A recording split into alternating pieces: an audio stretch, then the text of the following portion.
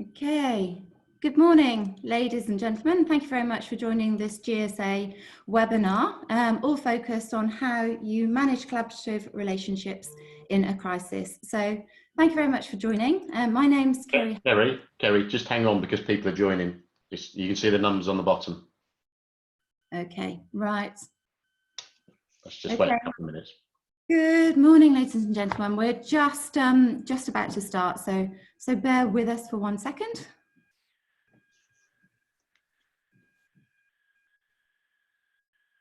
So yes, as ever, a few technical glitches on opening this up. So sorry for those of you that have been waiting, but it's going to be worth waiting for, let me assure you.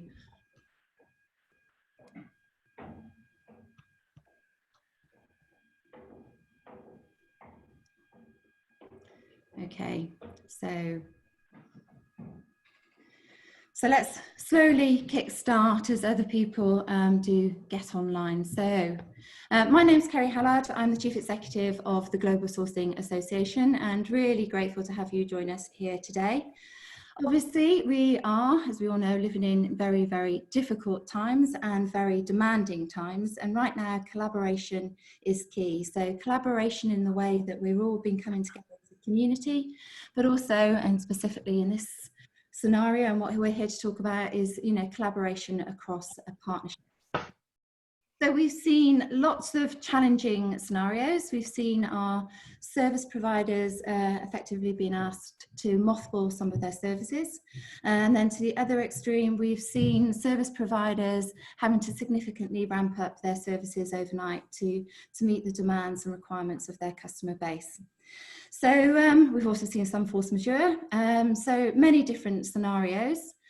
On the whole, I think the response has been really, really positive across the community, but unfortunately, those instances that we're reading in the media haven't been quite so positive. So if we look at the way that Asda was reported to have responded to its partners in the Sunday Times, where it basically announced that it wasn't actually going to pay its partners their full order values, even if they were complete, was very disappointing. But then very encouraging to immediately then see Primark turn around and say that it was going to pay fully for all the orders that it had actually placed. So different responses from different types of organisations. But if I was a clothing manufacturer in Bangladesh or Vietnam right now, I certainly know that I'd much rather be working with Primark after COVID-19 than I would with Asda. So, I think the urge from the GSA right now is that these are unprecedented times, but these are not times for short-termism, and they're not times for knee-jerk reactions. So we really want our membership community to think about their longer-term relationships and how they manage those in these difficult times, which is exactly why we've put this webinar or really online tutorial on. So for those that had actually registered before last night, I have sent out a link to a very, very brief survey on trust. And it would be really good if during the course of this webinar, although you'll be concentrating very hard on all our fabulous speakers, but if you could just sort of like spend 2 minutes, and I promise you it's no more than 2 minutes, to actually fill in that survey, because I think that's already showing some really interesting results on trust through the pandemic. So we at the GSA have got something called the Global Strategic Sourcing Standard. It's something that we've been developing for over 12 years. It's a unified, solidified view of best practice from the broader sourcing community. I think we've had well over 250 organisations get involved and critique that standard. And a part of that standard is about relationship management. So we're going to be taking you through the fact that even our traditional standard is still very, very relevant and today in times of crisis.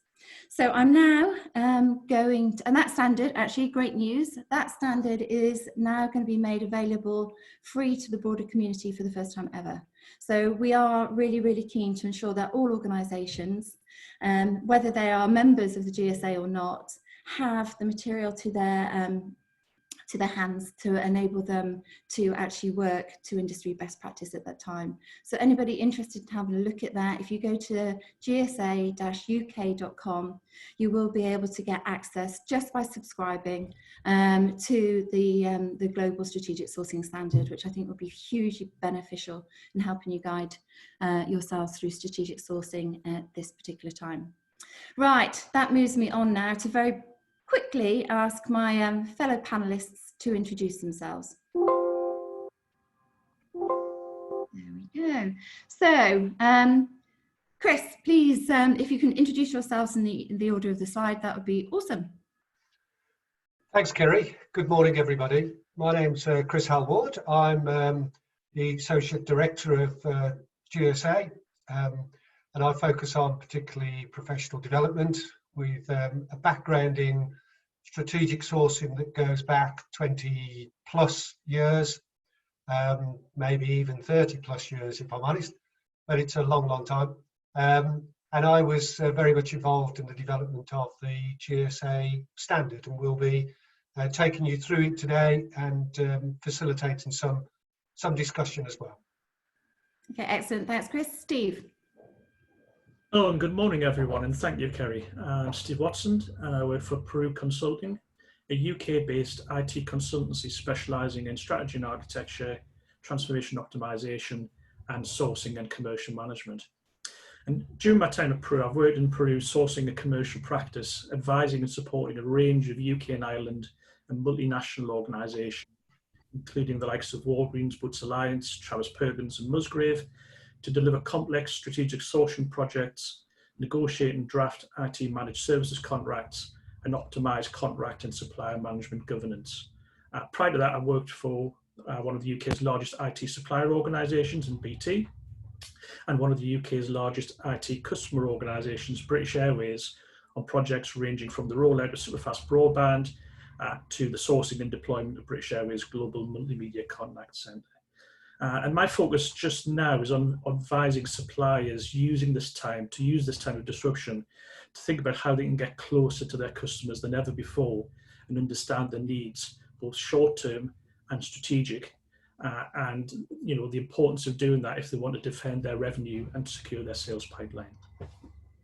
Okay, thanks, Steve. Mark C. Thank you very much, and good morning, everybody. I'm Mark Pritchard. I'm a partner at the law firm RPC.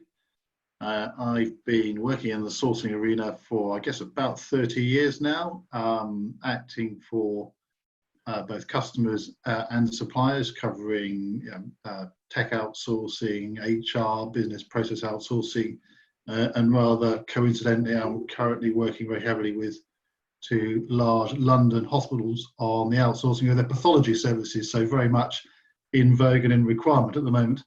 But as I say, 25, 30 years worth of experience. We're seeing both customers and suppliers are asking us a lot of both legal and practical questions around how they manage their response. So hopefully something to add to the process today. That's great, Mark. And Mark D. Hello all, good morning.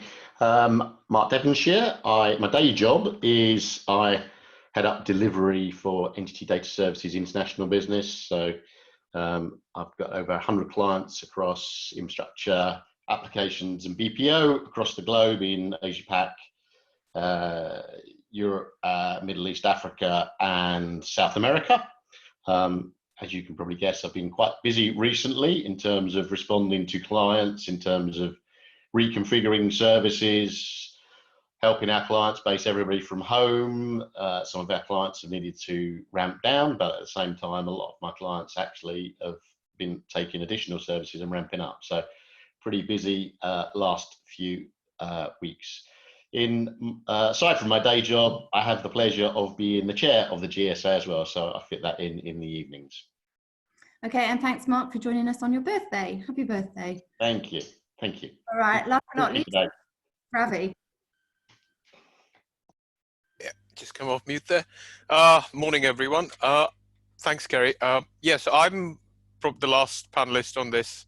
My name's Ravi Veerasubramanian. At the moment, since the beginning of this year, I've been effectively a sales lead, helping working for a large relatively large medium managed services business called Gibbs Hybrid.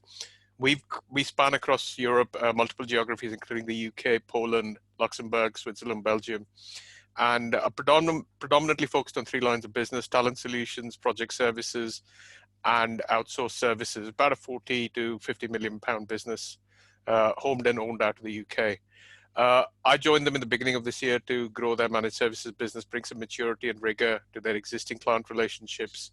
They've got some great client relationships with some of the tier 1 UK corporates, and we're looking to expand them and grow a portfolio of sort of technology, transformation, and change-based services with them. Before that, I've spent a long time in the outsourcing business, initially working sort of in management consulting, moved into outsourcing about 15, 20 years ago, worked with all the usual suspects in the business, including IBM, HP, Stereo, led global delivery for one of the large Indian outsourcers. And, I've worked across the full range of services and technologies. I've seen the usual challenges, good behavior, bad behavior, what works, what doesn't work. Also had the opportunity to leverage that and work with some of the UK's leading mobile operators for about 5-6 years as a sourcing advisor, helping them with some of their large strategic outsourcing initiatives, including procurement of 5G technologies, replacement of the core services in the network, customer service transformation within their customer operations functions, as well as network operations. So, most recently, I had Kerry's kindly invited me to join the GSA Council as one of the council members. It's a great opportunity, which I've had since about the last 3-4 months, to work with the likes of Kerry, Mark, and just to increase the profile of the GSA and also help us position ourselves as a key player and influencer within the strategic sourcing domain in the UK and increasingly globally. Thank you. Okay, that's excellent. Thank you. Sorry, those slides suddenly seem to have a complete mind of their own. So we've given you a flash preview of all the excitement that is to come. Can I ask that you do make this interactive? Do post comments in the chat room, and please do ask any questions. I'm now going to hand over to Chris, and he'll be leading you through the online tutorial, but I'll be watching and monitoring those questions and dipping in with those throughout.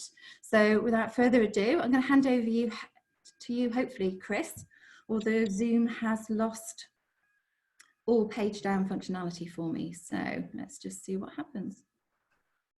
Thanks, Kerry. Great, that's the first slide that I wanted to see. So just so that everybody's aware, Kerry's going to be driving the slides, and so I'll be saying next from time to time. Not now, don't do it now. What I'm going to do is to take you through the GSA standard, and the intention is to help you to understand how it is that this standard is able to help you to navigate the challenges that we have at the moment.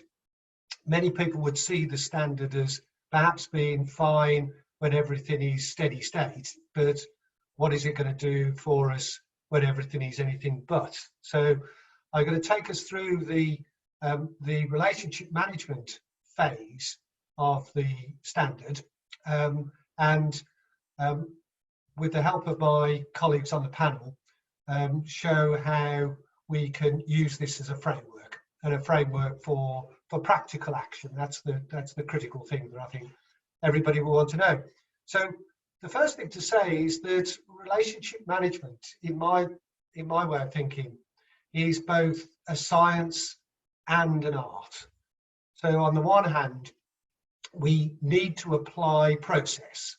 If we're in business, then we need to make sure that we have ways in which we can manage things in a consistent and predictable fashion. So we do need to have technical aspects, we do need to have that process in place.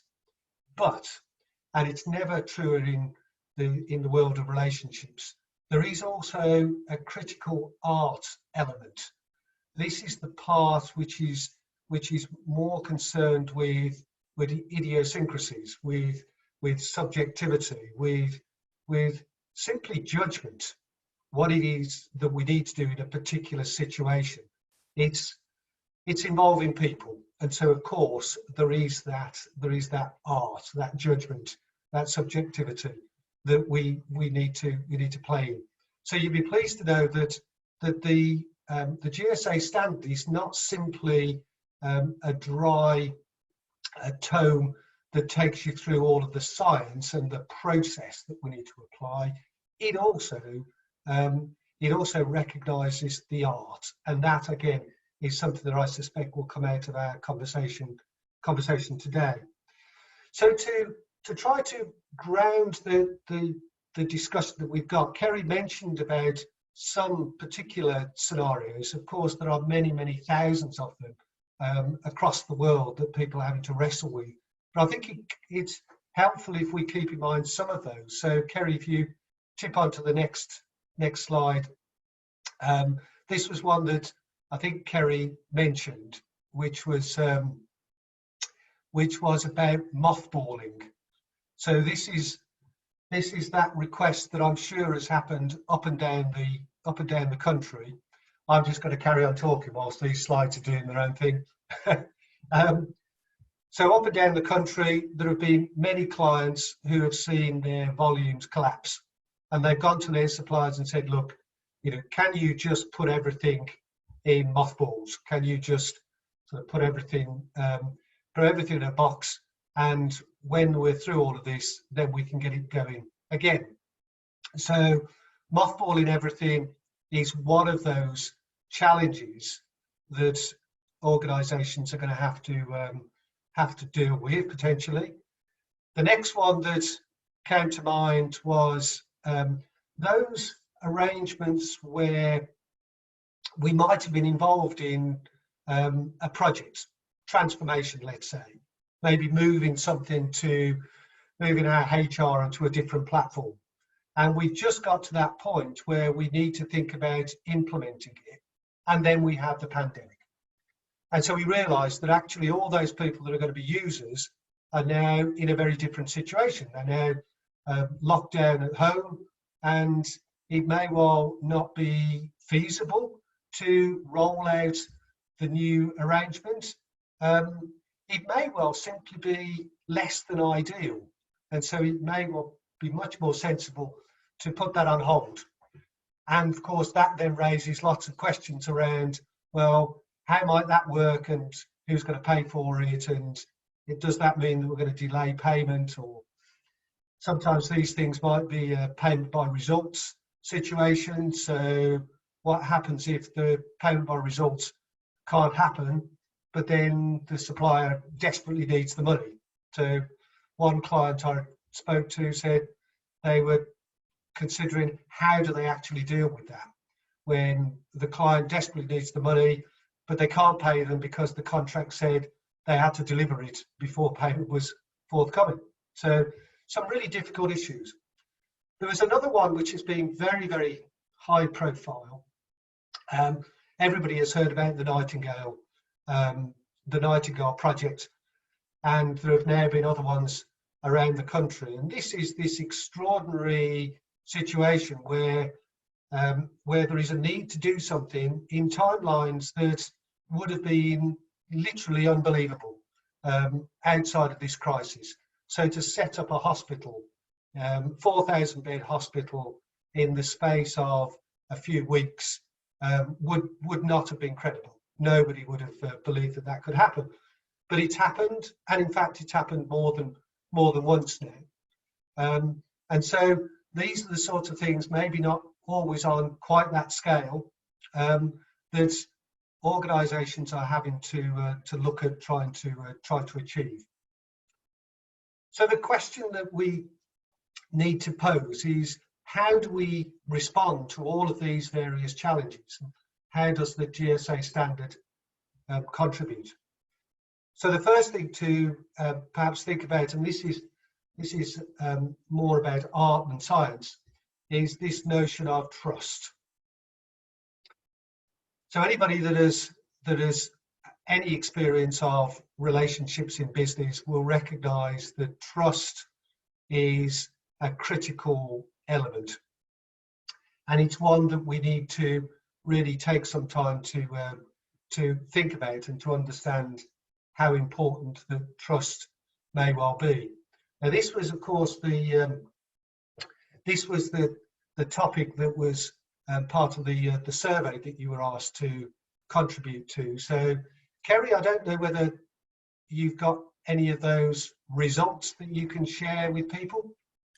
Yeah, absolutely. Let me just do the very, very latest. So what has been interesting is that trust has actually increased.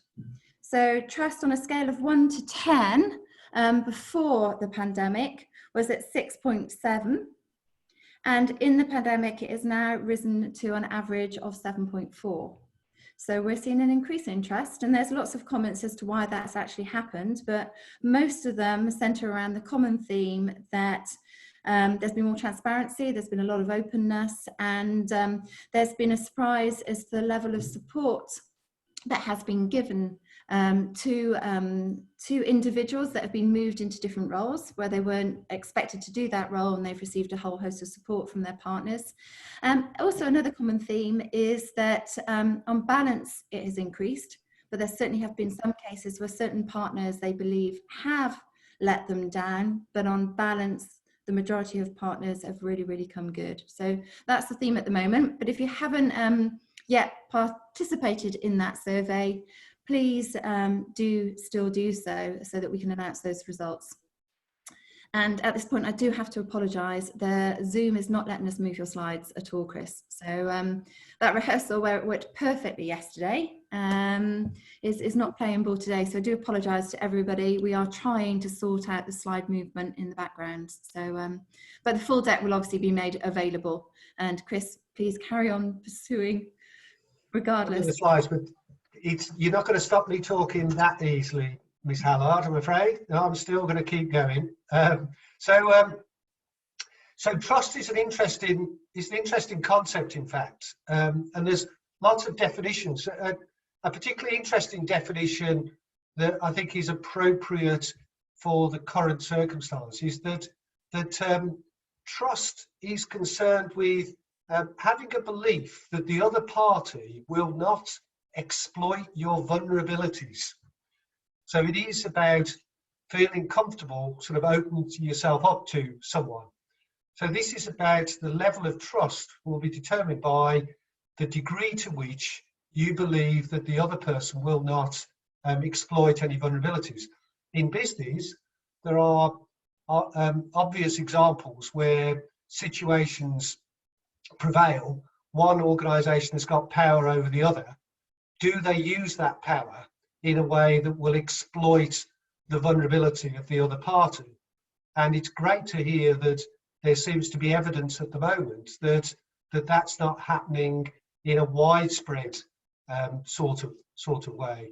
Mark Critchard, from a legal point of view, I think you had some experience of how people were behaving in this kind of trust context, didn't you? Yes, I mean, I think I sort of agree with the basic sentiment. We're obviously in an unusual situation in that sort of everybody's in the same boat to some degree. Unlike your typical BCP arrangement where it might be a location or a site that's down. In this case, most suppliers, most customers, most alternate suppliers are facing the same challenges. So I suppose in a way there's a natural environment to encourage cooperation, but we've certainly seen where customers and suppliers need to have an ongoing service relationship and ongoing supply arrangements, a lot of cooperation taking place. Not many people actually turning to their contracts and the legal analysis unless there's a sort of large payment or a large delivery that's simply going to be stuck. So you tend to see more concern around force majeure arguments in supplied goods than supplied services, where somebody physically can't deliver something or they've got a consignment nobody wants. But in the traditional, I guess, in the outsourcing arena in particular, the focus has been not on legal argument, it's been on operational issues of how do we get this back onto some sort of normal running. Yeah, that's interesting, isn't it? And I think what we'll be looking at as we go through these through this webinar is the impact immediately and also the impact downstream. So, and trust, of course, is that concept which I think many people see as being quite a fragile thing. So you can have a trusting relationship, but if someone behaves in an untrustworthy way, it can fundamentally undermine the foundations of that relationship. The best model that I've seen around the factors that impact on trust, again, there's lots of these models that are kicking around, but this one I particularly like because of its simplicity, really. And it's made up of three factors, three elements. And the first one of these is this notion of authenticity. This is about the openness, the transparency with which the other person in the relationship believes you are displaying. So do they have the sense that you are being open, above board, in the kind of jargony way of saying it? Are you being your true self? Or are you just putting on some sort of a front? So those people that are involved in sales will always have gone through some programs where they have been encouraged to be as authentic as they can, because that tends to be what people will buy. People buy people, and you're trying to be an authentic person, if you will. So it's that sensitivity and that openness and honesty that plays out. The second element is about empathy. It's the extent to which you are able to walk in the other person's shoes, and for them to feel that you do get them, that you do actually understand. And that comes out in lots of different ways, of course, in the way that you listen to someone. Are you listening to them in a meaningful and deep manner, or are you listening to them with one ear on something else? Do you ask really good questions which demonstrate that you understand the issues at hand, and you're prepared to try and explore your better understanding? Stephen Covey, in his 7 Habits, refers to this as listening to understand before you then start trying to make your own points. The final part is about logic. I refer to it as making sense to the other person. So it's all very well to be authentic. It's all very well to listen in an empathetic way and to demonstrate empathy. All of that will count for very little when you start opening your mouth and coming out with absolute rubbish.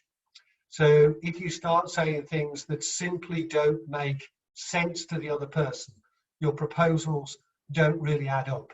So there is that rationality that has got to play out.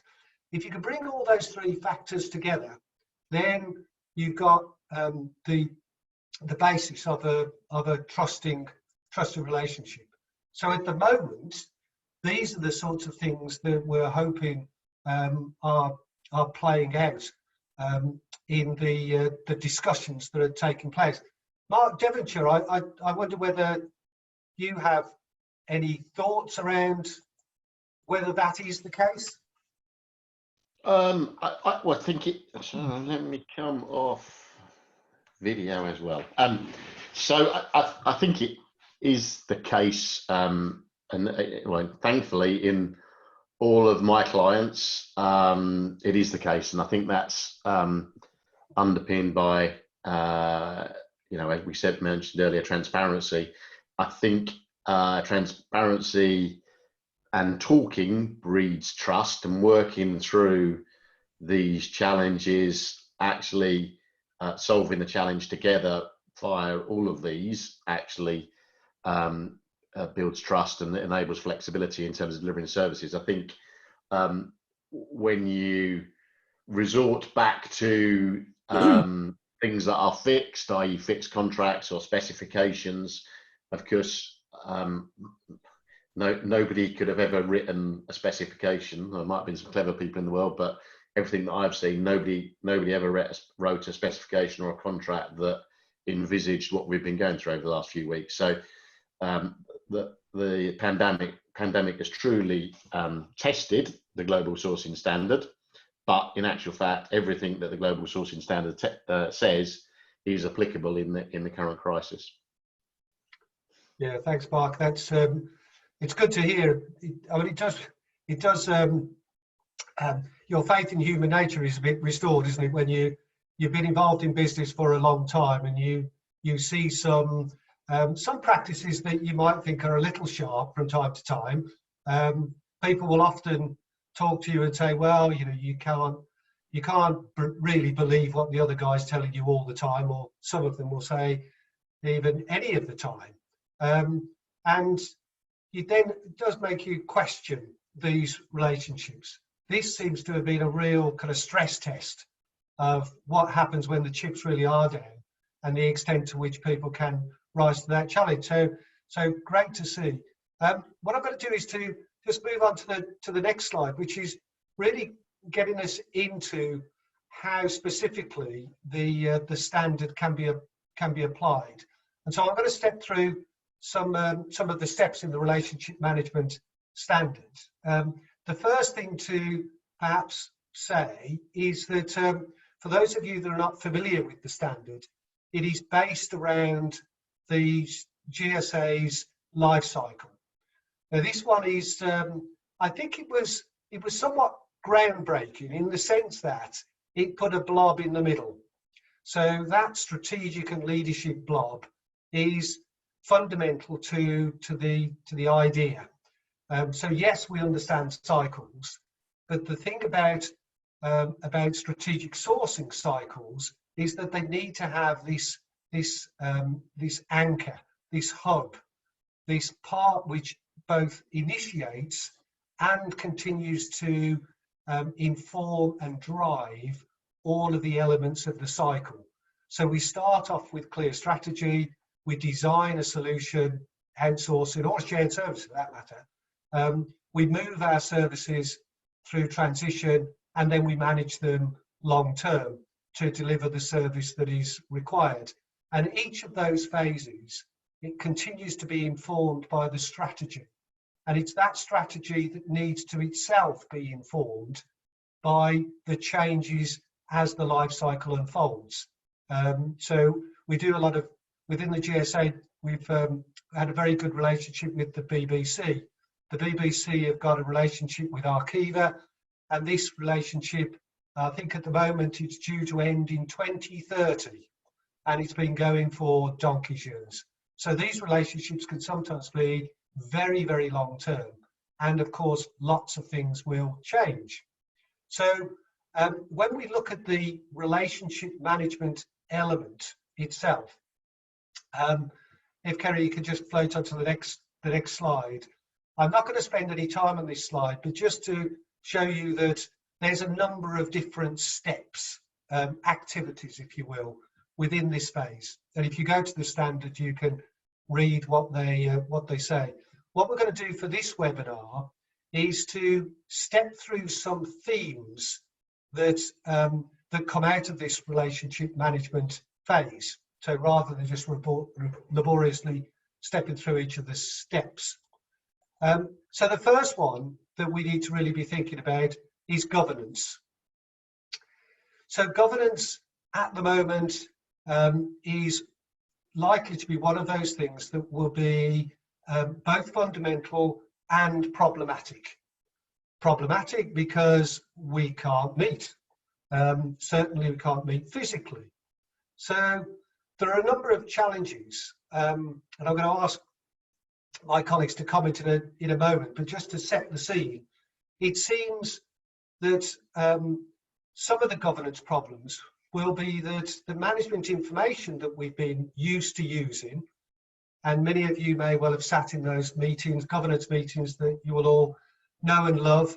Every month we turn up and we look at the same reports telling us the same information. Currently, those reports may well be somewhat unhelpful. It will tell us that everything is red, perhaps. And of course, we'll go, well, yes, we know that. So it may well be that the management information that we're receiving is in whatever way inadequate for the current circumstance. It may well be that decisions are slowing down when they need to be working at super speed. So they may well be slower because perhaps it's difficult to get hold of the right people. Maybe the relationship is not quite as secure as we might think. It could be that people are themselves part of the decision-making process but are off ill. So the government in the UK has got a problem at the moment because it's had its leader, the Prime Minister, who was laid low with the virus. And so critically, that would impact on the decision-making process, and they had to produce some workarounds. Some of you may well be wrestling with that. We may well be panicking and making poor decisions. We might be making the wrong decisions or wrong choices. And it may well be that after all of this has played out, that it may well be that there is some confusion, there is some disagreement, because what we failed to do in the midst of all the actions that we were taking was to document anything. So the governance that we were normally used to would simply have just been put on hold. So those are some of the things, and potentially some of the actions I've listed on the slide. But I just wondered, Steve, whether there were some thoughts that you had in terms of how we might want to be taking action to fix some of these governance issues. What sort of things have you been looking at? Sure, Chris. Thanks for that. I would just firstly relate back to the point you made earlier about building trust. And one of the key things there is about transparency and about both parties having mutuality of outcomes and clear and transparent outcomes. So how does that feed into governance? Well, what it means to my mind is that in your governance arrangements, you ensure that governance is aligned to one or more of those mutually agreed outcomes. And also you also make sure that everybody who's involved in that governance process understands their role in the governance and their role in delivering those outcomes. I also think in terms of governance, you mentioned sort of, reports and artifacts that go into governance meetings. I firmly believe, I have a mantra which says what gets read gets written. So in other words, if it's not relevant to the meeting, if it's not of interest to the participants, don't write it. Focus on what's important and what is driving the outcomes. And then finally, if governance doesn't drive actionable outcomes, which are then linked to the furtherance of the mutual outcomes that you've agreed for the governance, then you've got to question its relevance and consider whether it needs to be reset to be better aligned to those outcomes. Yeah, thanks, Steve. Ravi, have you got any thoughts around governance? Yeah, sorry, I'm just trying to come off mute there. I think it is important to have the formality around the governance, but when you enter a new relationship and a new contract, and put in new services, I've always found both client side and supplier side, there's always this challenge of trying to read each other and establish a norm, a way of working with each other. But once you get past that, I think you've got to have the formality of the standard governance, as Steve was talking about. You've got to have all the formality. That's the underpinning foundation of the contract. But what actually drives real value and creates environments of trust and collaboration in times like this is the conversations you have outside those governance forums. You've got to have that day-to-day engagement. You've got to understand what's happening in each other's business. And one of the things I found as a sourcing advisor was a lot of small to medium businesses, and I'm classifying the sort of sub 250 million type firms. They're increasingly turning to the smaller firms, the challenger brands, the tier 2 brands, whatever they're called, because they get that level. The CEO of one company is talking to the CEO of the other company, whereas in some of the larger firms, these firms, the client side, they felt that they were not getting the governance, attention, the quality of engagement, and the ability to influence their suppliers as they would with a tier 2 firm. They go to other large tier 1 outsourcers and they'd be sort of dealing with a head of function or a head of line of business at a senior vice president level. So I think there is a lot of formality around this that's needed, because when things go wrong, it's normally the governance repositories that pull up all the KPIs and the MI that underpins any discussion, pre-arbitration, in arbitration, or even in the courts. But it's what happens around the governance forums that's more important than the governance itself. Follow up on the formality around follow up on actions, honest conversations, things actually being done, and quality of reporting and information that feeds into it. I think for me, that's the fundamental. You can get the formality right and still have a failed outsource or a failed relationship. But if you design the governance to meet the needs of the relationship and focus on the formality and the informal aspects, you're more likely to achieve a successful outcome over the term. Thanks, Ravi. Mark Devonshire, you've got loads of clients. That NTT is a sizable business. One of the things that I've heard comment made around was how inadvertently organisations can start banging in lots of virtual governance, increasing frequencies of meetings online, and putting lots of pressure on those managers that have got lots of operational stuff that they've got to try and get done. But they end up fielding constant requests from senior executives who quite understandably want to know what's going on. So what's the experience from your side of things? Yeah, you're absolutely right. I mean, I guess everybody's lived through, or most people on this call have lived through, high-profile incidents, severity one incidents, where the people on the ground are trying to fix issues and challenges, and they're on hourly bridges, and yet the senior execs want updates every other 2 hours, and sometimes it's how do you balance both? But clearly, there is a necessity to balance both. I mean, the thing that I would observe is, and this has happened clearly over the last few weeks, and the amount of calls and rapid work that's needed to happen, is to really test and challenge what the focus on the business is, i.e., what is the point of any governance forum in terms of what's it trying to achieve for the end business goal. Yeah, so it's all right, producing stats every week, every day, but really, if there's no benefit to it, what's the point? And I think it requires a mature relationship to actually discuss what is meaningful, what needs to be produced, what needs to be discussed, and to keep it tight around that, and to constantly evaluate and challenge, because in every relationship you go through phases, and you go through, perhaps at the start of a relationship, something of a transition and transformation, something of a stabilization, something of a continuous improvement and innovation. And how do you balance the forums to address the need at any point in time? So if the service is running smoothly, but it's lacking innovation, perhaps the balance should be less around monitoring service levels every week, and more about what's the innovation agenda and how do you create forums around the innovation.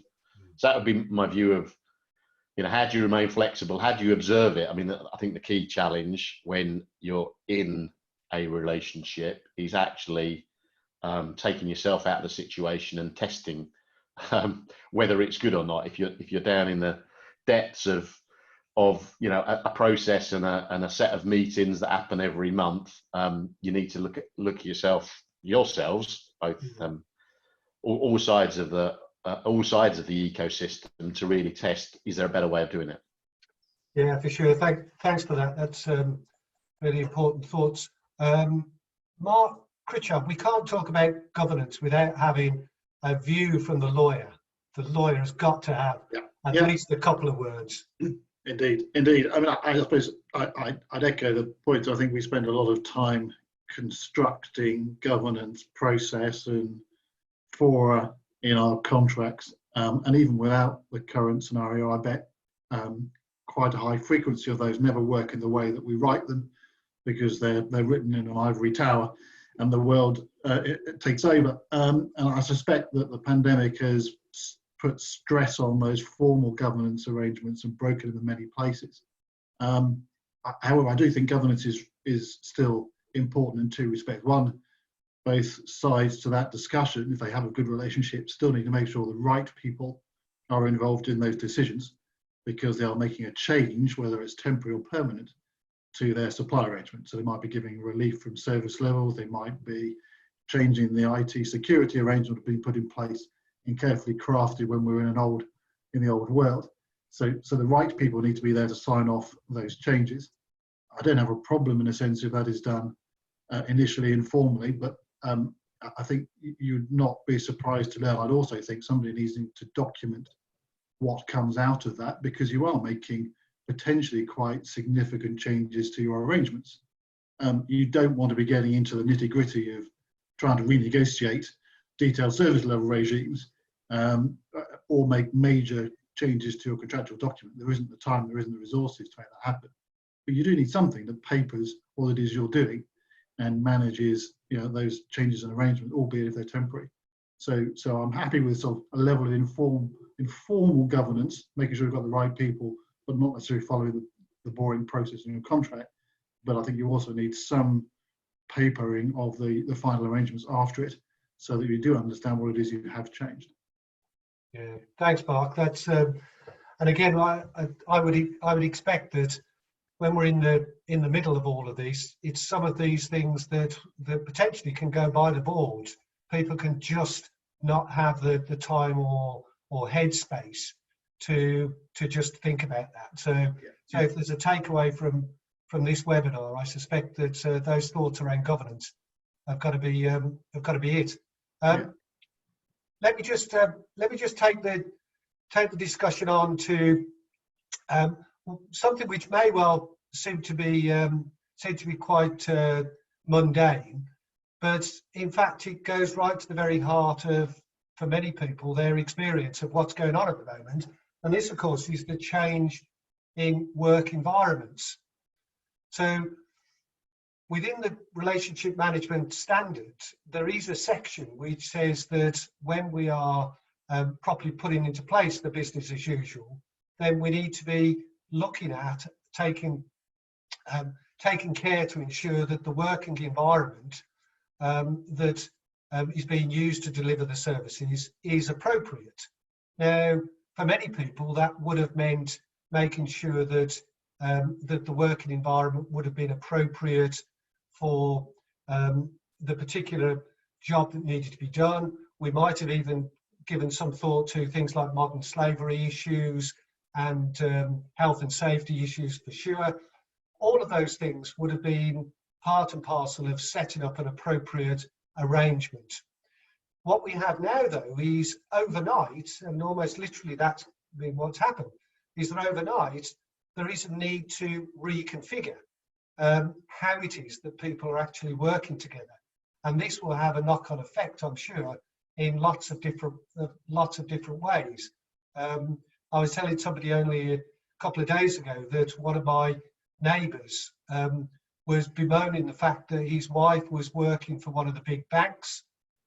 She, I think, was in the role of a supervisor of some description, but had essentially been told that she needed to work from home and needed to become simply another call handler. So she was living in a relatively small house with a couple of children, grown-up children, but I don't think that made them any less of a disruption, maybe more so actually. And she had a bandwidth, Wi-Fi that was probably not entirely adequate, and so on and so on. So there's all sorts of issues that that people are wrestling with, and I guess the question that we've got to be asking is, what are those potential banana skins that people might be slipping on, and how might the organisations be dealing with that? Steve, have you got any thoughts? Yeah, absolutely, Chris. For my sins, I've been a home worker, or agile worker, for the best part of 20 years now. So at Peru, if I'm not on client site, I work from home. And certainly BT was one of the organisations in the UK that pioneered agile working. And I think the biggest takeaway I would say around this is agile working, home working, flexible working, call it what you will, is kind of the intersection of three key things. One is technology, which is what a lot of people focus on. The other is property stroke facilities, so workspaces in the office, but also the correct facilities for people to work from home. But the final point that often gets forgotten is the actual HR processes and culture of an organization that support home and agile working. So for example, those organizations that still have a culture of presenteeism versus outcomes and results, I've observed already are the ones that are struggling the most to adapt to home working in these particular times. Yeah, thank you for that. That's a really important point. Ravi, do you want to pick up on that? Yeah, I think working environment, I think it also depends on the role. I think certainly people in sort of the customer service, customer care, BPO type environments are far more challenged with the work from home environment. I think if you look at the intersection of automation and things that could make it better, actually changing culture, different leadership style, different way of monitoring and load balancing the work, including the quality of the customer outcomes and the way the work's being done. I think we have to sort of start relooking at our processes, the underlying infrastructure in organizations, and also realize that team leads and leaders need a different skill set to engage and manage people virtually and take into account people's work environments. I mean, I think you see great examples of firms that are taking a more benevolent approach to their employees in terms of understanding their needs, understanding that at the moment they're in a difficult place where they're trying to be parents, husbands or wives or partners at the same time as doing their being an employee at the same time. It's a different situation to what companies are used to. I mean, to pick up Steve's point, clear separation of the days I work from home. I'm in a different mode of operation the day I'm in my own office, my own my employer's office, and the days I'm home. You can segregate. And I think as human beings, we're used to putting things in compartments. And all those compartments and firewalls are pretty much broken down at the moment. And we're all trying to come out of that in different ways. I mean, yesterday I was on a call with, on a webinar hosted by some American guy talking about team leadership.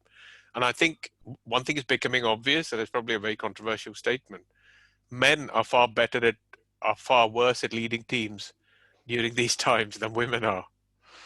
And I think at the moment that the emphasis on leadership and who's being held up as the role model, not Donald Trump, it's the Prime Minister of New Zealand, whose name I'm not going to try and pronounce, Jacinda Ardern. I think I think at the moment we have to take into account people's challenges and limitations to get the best out of them, not just focus on driving them like we probably used to in an office environment. Yeah, I think that's all I'll say. Yeah, thanks, Ravi. That's a really interesting point. Slide after next, we'll go on to talk a little bit more about training and such like in this particular circumstance. So we'll perhaps touch on this a little bit more. Let me just move it on to the next slide, which is a fundamental one for sure. I mean, this is about performance, and of course, it's unlikely that there is any organisation in the world probably that hasn't seen a change in performance, either up or down. So we talked about the mothballing, but we've also seen how call centre volumes in some areas have actually gone through the roof. It's also been the case in a lot of those operations where the volumes might have gone through the roof, but work environments have changed. Absenteeism may well have increased because of people becoming ill. Social distancing means that it's very much more difficult to get the same numbers of resource into a particular environment.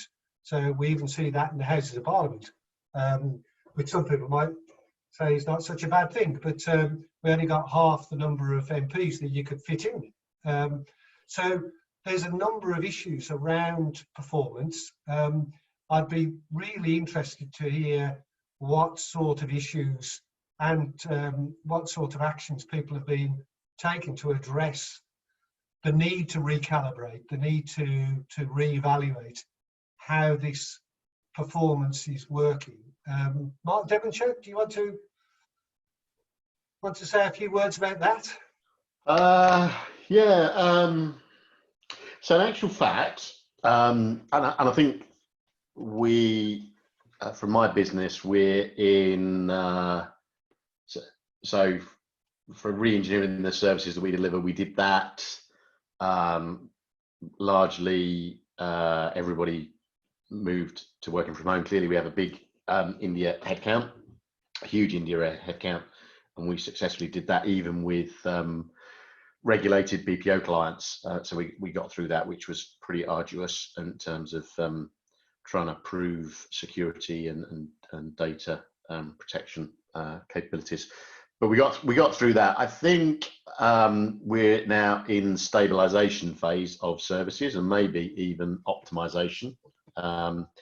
Actually, we've bizarrely increased performance on some of our services, and clearly on some others we're struggling and have asked clients for flexibility in service levels. But on the ones where we've increased performance, and we've tried to analyse why, but in actual fact, if you bear in mind, a lot of our commercial clients, a lot of my commercial clients are delivered out of India. Clearly, travelling time in India is substantial, and we're finding that in actual fact, people are more productive without the travelling time. So I'm not sure whether that's a future trend that we'll see. I was going to ask you a question, Chris, around what's your view on India, because a lot of, we live a fairly good life, I guess, in the UK and our economy. And I talked to many of our India colleagues, and I had a call actually with a huge team.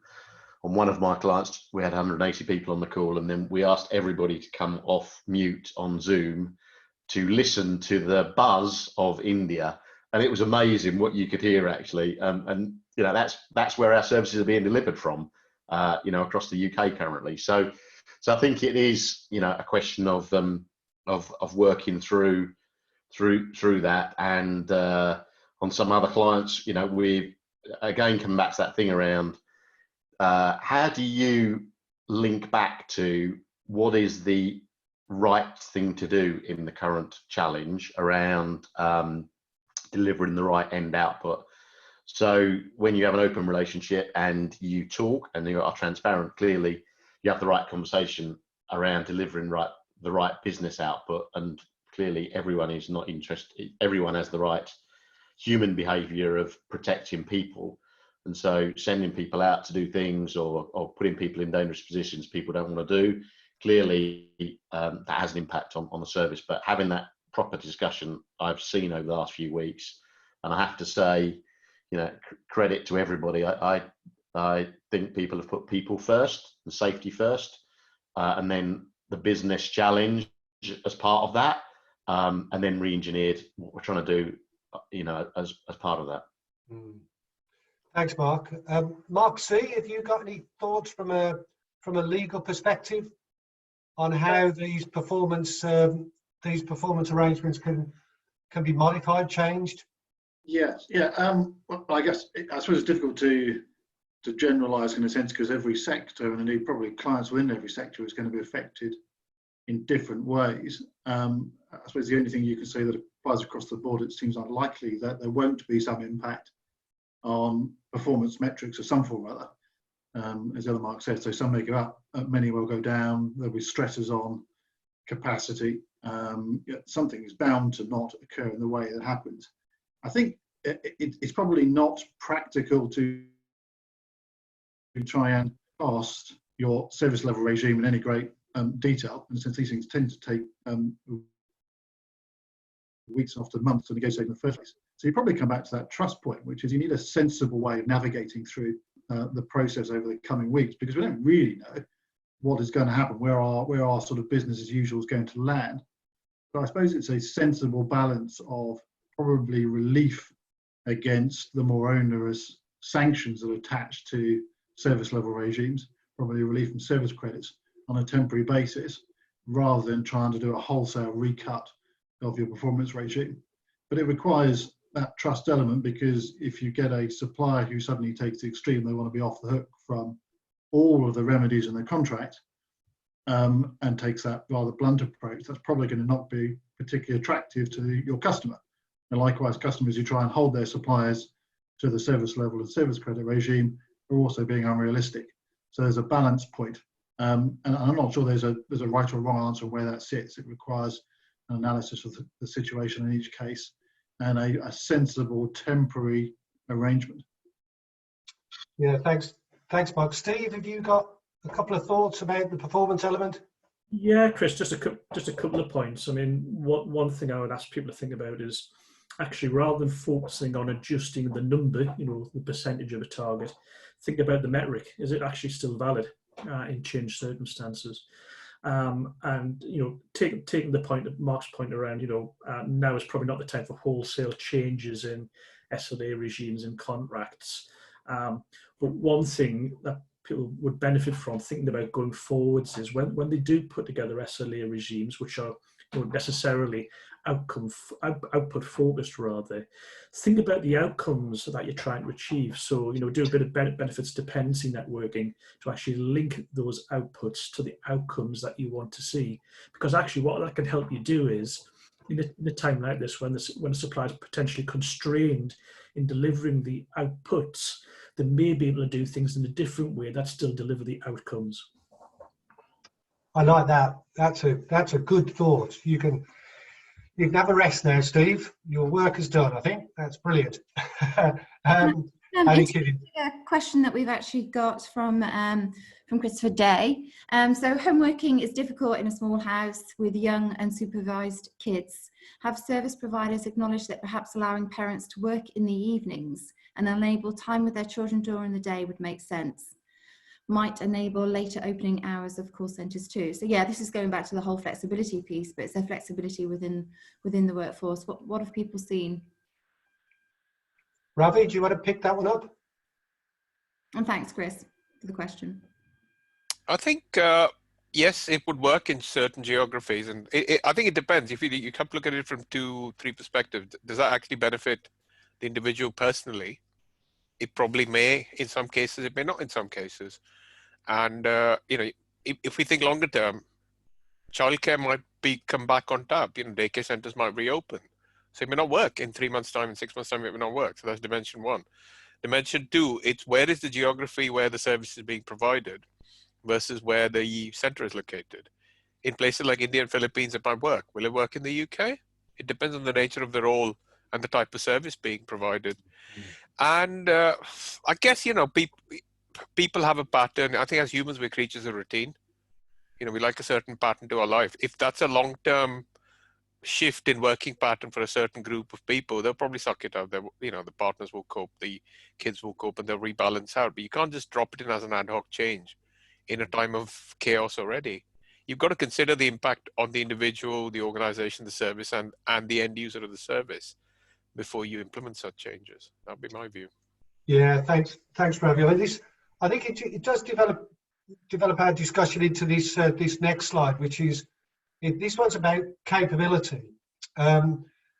So there's a number of elements within the standard, which as you might expect, talks about how we need to ensure that the arrangement we have not only establishes the appropriate capability to deliver the service, but over the period of the contract, that capability is maintained. And I'm sure that all of us have had stories where it all started out great, but the supplier hasn't invested enough in maintaining the capability, and we've seen the performance levels start to decline.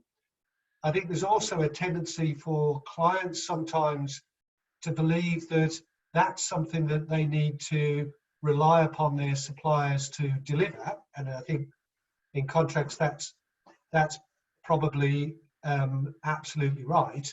However, there needs to be some governance around it. We need to be making sure that it's actually happening in the way that it should be happening. So this slide that we can see here is about what sort of activities do organisations need to be thinking about in terms of ensuring that perhaps they maintain the the skills and knowledge of their staff whilst they're in lockdown? How do we give them the skills around new things that they need to do? Ravi, I think it was you that mentioned that there may well be some people who are now having to manage distributed virtual teams. And what opportunity do we have for potentially developing our teams so that they are not only developing their skills they need for the current situation, but actually going forward into the future? So, Mark, do you want to pick that one up? Which Mark? Sorry, Mark Devonshire. Oh, God. Game. So, just to give you some examples, I mean, I think it's, you know, it is clearly critical at this time to develop skills.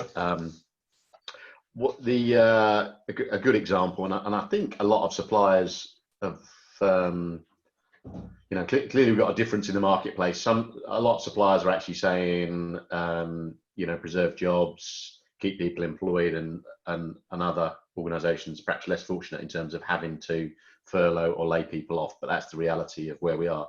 But in our business, we do have some people on the bench, and what we've done is we have launched a whole set of online programs, and we're encouraging people, if they're on the bench, to get through the next few months and to train themselves or retrain themselves into you know, and get further qualifications or further knowledge. So I think that's a good thing that's coming out of this. I do think that going forwards, developing capacity across the globe will be even more important. So if you look at one of the challenges, I think, is that we've developed lots of skills, but probably we haven't invested enough in the UK, actually. So we are scarce of skills in the UK, and a lot of what perhaps may be called commodity services have been moved to offshore locations. I think, I imagine, and we are predicting, I guess, or forecasting, that there will be some rebalancing of services to have more of a balanced footprint, offshore, onshore, nearshore, so that when you do have crises, then you can balance more effectively. I think a lot of organisations have found that all of their eggs were placed in one basket. And I'm not saying that actually going forward that will have any less or impact on the amount of offshoring. I think there will just be a lot more rebalancing. So I think the need is there for a further investment. I think the fact is that the change we've gone through over the last few weeks is the biggest change that's happened in the last, you know, few centuries. Change creates opportunities, so we have an even bigger hunger for talent going forward, and we have a responsibility in the GSA and in our industry to ensure that that talent is developed both in the UK, nearshore and offshore.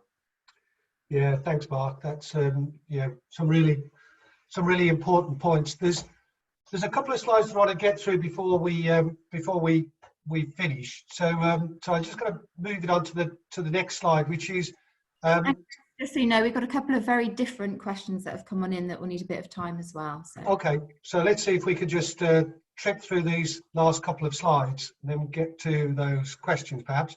So subcontracting is an issue which the regulators have spent some time looking at over recent years, and it is this notion that, of course, you know, a client will employ a supplier, and that supplier may well then subcontract to a number of other suppliers, and the chain can be quite long.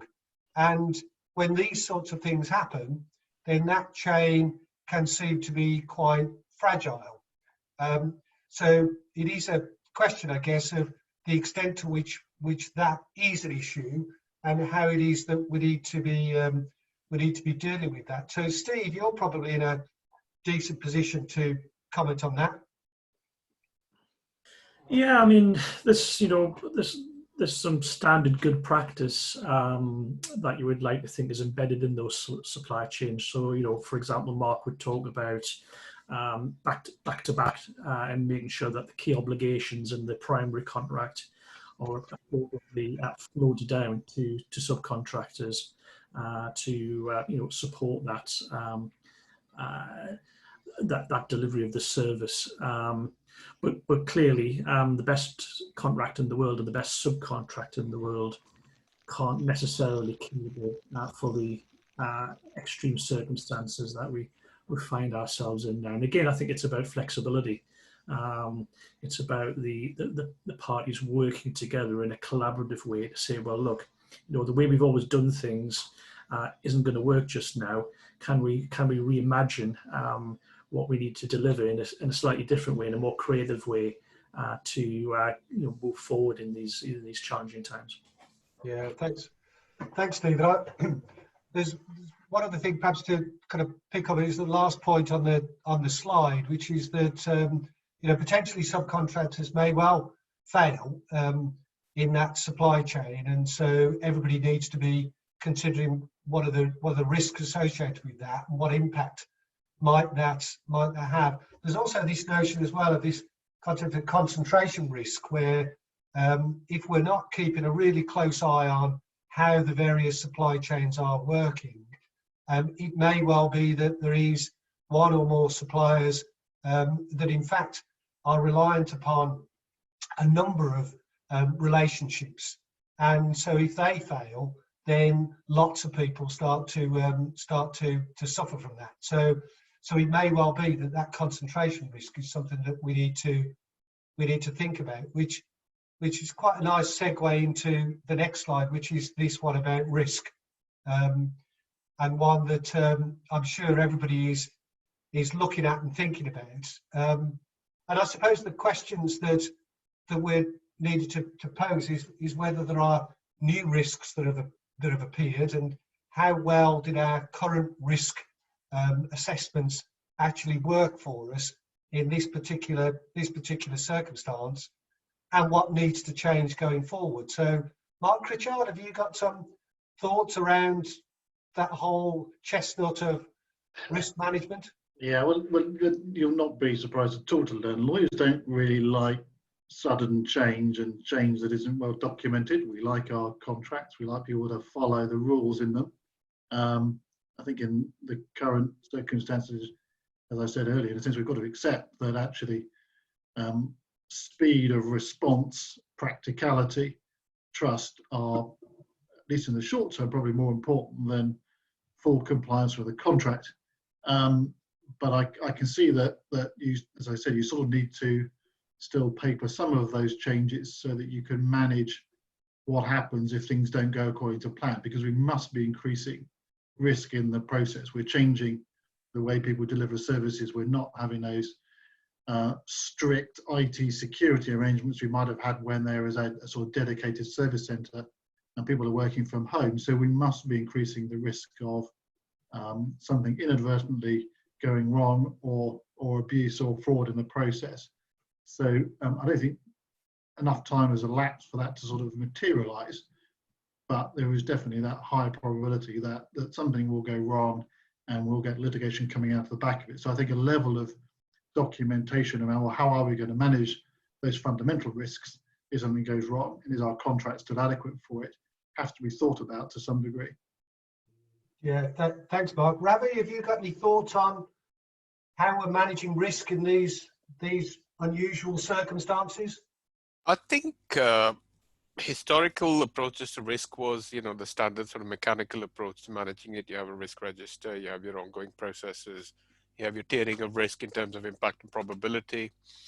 I think a lot of focus was on operational risk, but that was predicated on the concept that if one source of supply went down, whether it's a data center, a network, a BPO call center, or a business going bust, you could flip supply to another supplier through some contractual mechanism of, stepping in, termination, putting it back out to market, or whatever the mechanism was. I think when you suddenly find that your whole global supply base is under different states of intermode of operation and strain and stress, you're suddenly stuck with, I can't bring it back all in-house. I can't beat up the suppliers and ask them to run faster and do it cheaper. You suddenly find that most of your risk mitigation plans, and going back to, the most risk mitigation is driven by the contractual remedies, commercial remedies, or good old operational BCP. You suddenly find that none of those levers are working at the moment, and it's a different level, it's a different conversation. I think you have to look at risk in terms of timescale profile is really critical at the moment. What is it impacting? How is it impacting my own ability as an organization to serve my customers, or run my supply chain, or look after employee well-being, or be compliant with the health and safety covenants about, the workforce can't be out on the street unless you're an essential worker.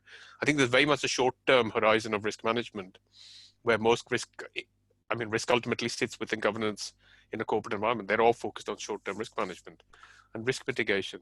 I think once we know what the new normal is going to be, people are going to start reviewing and reassessing their risk management frameworks to assess, what is global risk and compliance going to look like in the new world. And it's going to have a very, very different set. Balanced scorecards is a mechanism that's used by a lot of companies to derive what's actually driving my profile of risk. What am I measuring and managing and mitigating? I think that's going to be completely reset in the new normal. Yeah, no, I'd agree with all of those thoughts, and it nicely moves us on to this final slide with regard to the themes of disaster recovery, business continuity, and exit planning. I've seen a number of comments where people have said that, yeah, we had this disaster recovery plan in place. We thought it was pretty bulletproof, and then all of a sudden this happens. And just picking up that point that you just made, Ravi, in the past, it's been the simple case that if you get one data center that gets sort of overwhelmed by an earthquake or something or other, then you just flick a switch and there's another data center in some other part of the world that can pick it up. But in this particular instance, of course, we're in a situation where the whole globe has been impacted. And so it's very difficult to move things around. So, Mark Devonshire, what's your experience of your DR business continuity plans and so on? Be interested to ask the audience or get their views, but I think when over the last few weeks, most organisations have BCP plans in place. I'm not sure many people got those BCP plans out and used them. I think most organisations had to rewrite, and it wasn't rewriting, it was reactively taking actions on an hourly basis and decisions. So I think the standard of BCP plans across the industry was didn't ever have this eventuality. I know probably argue that the standard of risk registers across our business is lacking, and clearly that will change going forward, and I don't know what that means in terms of what does that look like for our industry, but clearly there will be much more risk appraisal, risk management, thinking through scenarios as we move forward will be my guess. Yeah, interested, and I guess as well that focus on what we actually do about things. So it's all well and good to do a piece of work where you assess all of the potential risks and then you put some sort of mitigation actions into place, but particularly those things that you really don't expect to happen, and the robustness of those actions really get brought into sharp focus at the moment. Steve, what's your thoughts about that topic? Let me give you a little insight, which actually is absolutely nothing to do with IT, which you might think I was going to talk about. So my wife works at an engineering firm with about 300 employees, a very successful engineering firm. She is the only person in that organization who knows how to run the end-to-end payroll process. She's the only person in that organization who knows how to run the year-end financial process. So one of the pieces of advice I would give to any organization is, starting simple, think about who your key person dependencies are and have a plan for cross-training, work shadowing, so that you're not reliant on those key person dependencies. If my partner was suddenly unable to work, that company would be unable to pay its staff and unable to file its tax accounts. Incredible. I presume it must be quite interesting when she asked for a pay rise. Well, she's downstairs working from the kitchen, so I'll go and ask her that question. Kerry, shall we pick up on some of those couple of questions? We've got a few minutes left before the end. Yeah, no, that's great. So if we actually look at your final comment on this slide, collaboration will be critical for many organisations if they are to survive. So one of the questions we've been polled is about the collaboration that we've seen from Asda with its suppliers. Now, Asda is clearly going to survive because it's been making a fortune on its grocery side. So the question is very much, what do people think about companies like Asda, on the one hand, making billions of extra money, whilst also underpaying clothing suppliers? How do we deal with this? So we opened on this comment, and David, if you weren't on the very opening, we did sort of say, you know, right now, if we were manufacturers in Bangladesh, we'd certainly choose to work with Primark moving forward rather than Asda. But yeah, you guys, how would we deal with this? So Ravi, do you want to pick that one up? It's a difficult one. I think you know, collaboration. It's when relationships are under stress, and everybody stop. You know, natural reaction to human behavior is fight or flight response. You know, when everybody's under stress, they're focused on their own KPIs, their own motives, their own survival. That's when you actually find out whether, you know, your customer is genuinely buys into collaboration or just pays lip service to it. The same thing with your suppliers.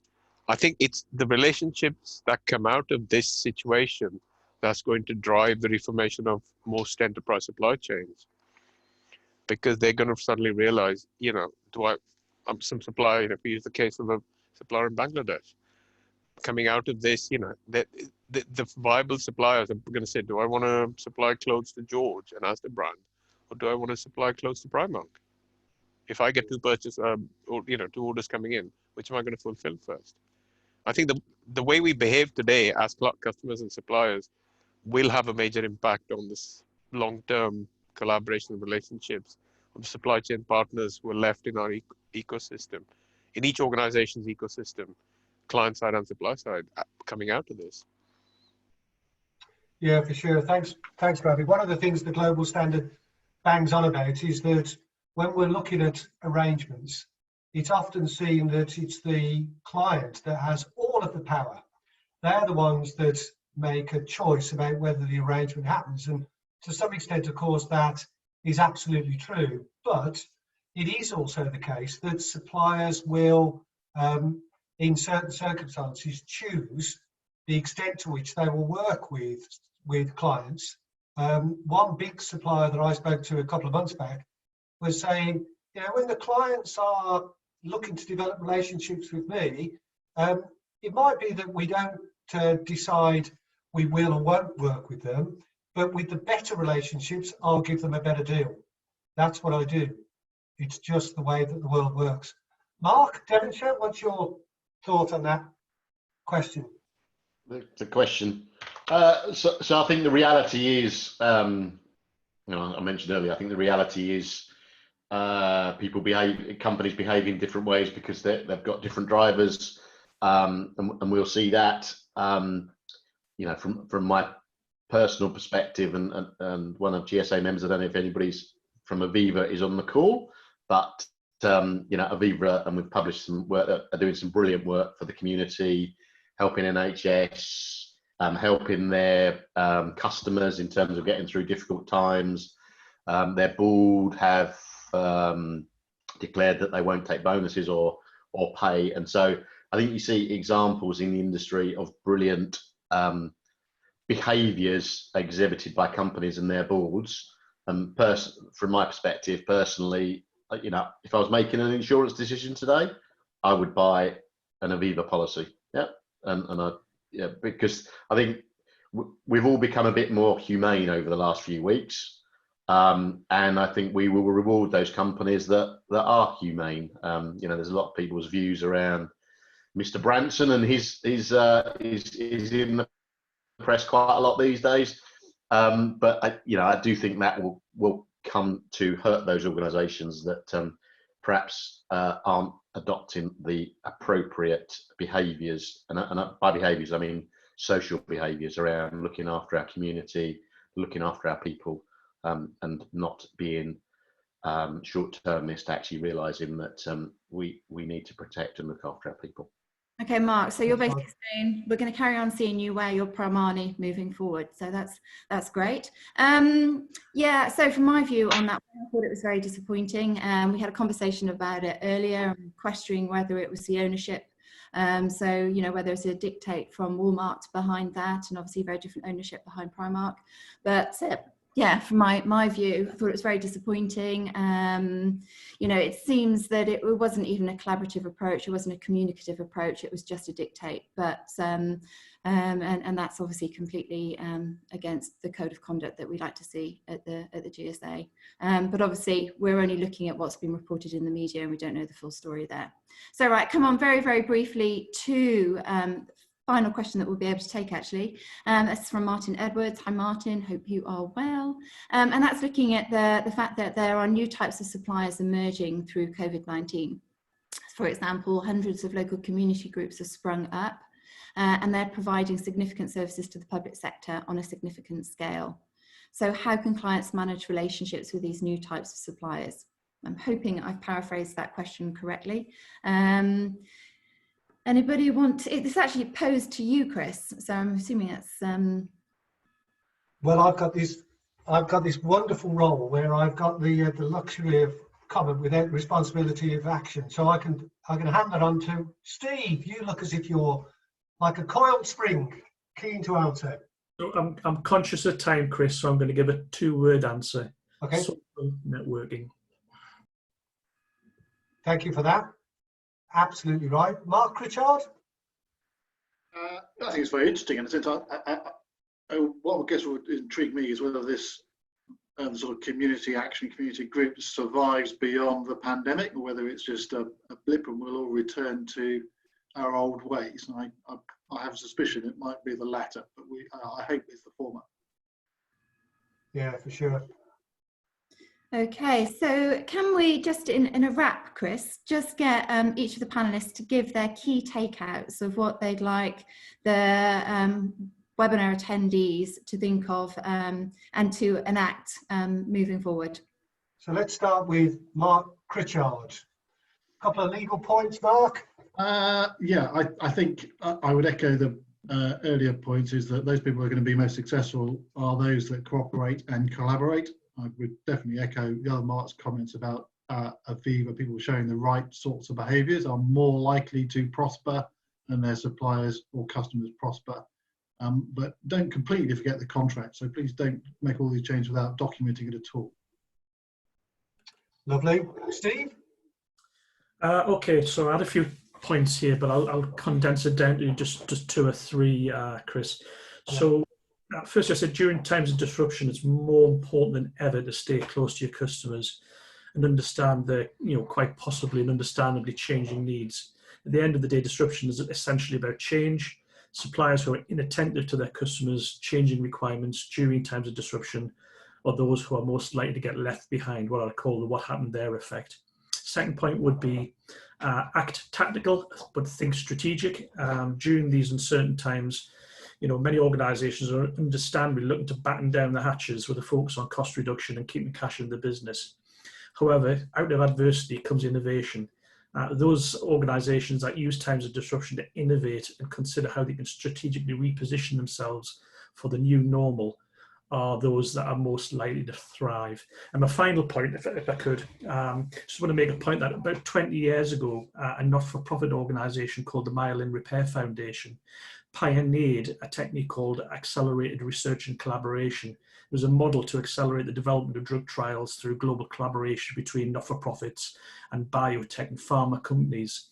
The scale and scope of that scientific collaboration over the last 20 years has seen research and development timescales reduced by orders of magnitude, i.e. research into vaccines that might have taken over a decade now condensed into months. So I would urge all businesses and organisations to consider the opportunities to collaborate in your own lines of business to accelerate R&D and share best practice. Start thinking of other businesses operating in your industry vertical as actually potential collaborators rather than competitors. Yeah, great. Thanks, Steve. That's yeah, well said. Mark Devonshire?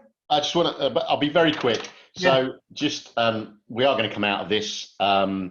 It will be a different world when we come out of it. So whether it be cashless, whether it be different working environments, whether it be that we still have to use technology to check ourselves whether we're healthy or not, it will be a completely different world, and that world will be technology enabled, and our industry is at the heart of that, and all of the people on this call are at the heart of that. So I think my only message, because we've gone over all the messages, is we need to emerge from this, keep positive. There is a huge amount of change that will happen that requires all of our skills, and we're part of making the change happen going forwards. Lovely. And finally, Ravi, are you still with us? No, I think Ravi had to drop off. Yeah.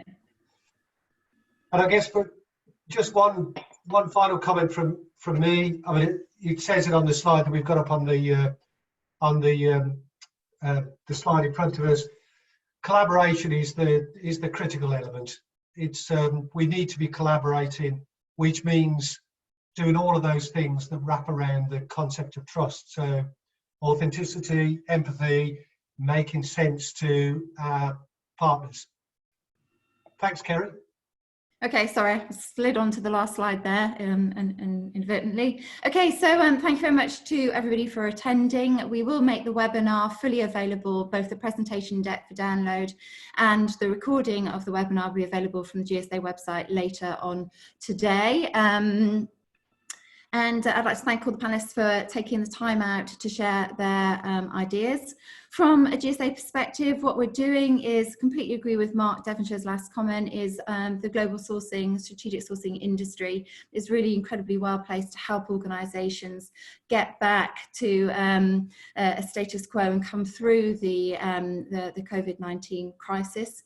And we at the GSA are going to be leading some very progressive thought leadership on that. So we are doing a global response for the vision of our industry. As I say, the standard is being made freely available. The standard is underpinned by an industry code of conduct for how we expect corporates to behave, but also how we expect individual professionals in this industry to behave, and is further underpinned by transparency principles. So all of that is being made freely available to you to use to help you come through the managing of your own relationships. But my final message, I guess, is it's all about communications. Communicate, listen, communicate, and communicate a little bit more. So thank you very much for participating, everybody. And we will be running another webinar on the next stage of the life cycle next Tuesday at 11 o'clock. And that's going to be looking at how you make transition in flight. So hope to see you all then. Thank you very much. Thanks, guys. Okay.